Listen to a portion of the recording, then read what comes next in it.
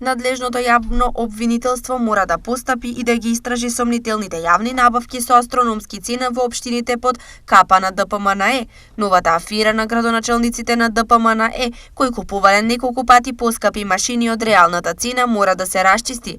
Категорични се од СДСМ, посочувајќи договори за јавни набавки по астрономски суми. Овие документи кои се јавно достапни покажуваат дека општина Битола речиси за 50.000 евра набавила машина за бележење хоризонтална сигнализација. Општина Велес исто така под капата на ДПМН купила иста таква машина по цена од околу 40.000 евра. Овие цени се драстично повисоки од реалните цени на пазарот. Исти вакви машини може да се најдат и по 3 и до 5 пати помали. Општина Илинден, например, и многу други општини набавиле таква машина по 3 пати пониска цена од астрономските цени кои се платени во општините Велес и Битола.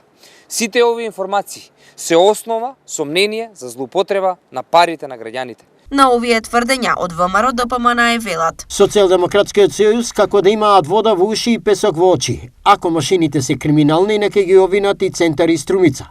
Истите машини за бележење на коловоз се купени од страна на општините Центар и Струмица, каде што градоначалници се од Социјалдемократскиот сојуз.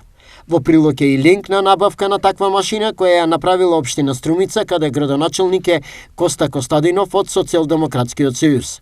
Таквата машина е набавена за сума од 15.000 евра или за 6 пати повисока од таа што тврди СДСМ дека може да се набави. Затоа, следствено на тоа, јавното обвинителство треба да отвори истрага и за нив. Стои во реакцијата на ВМРО ДПМН.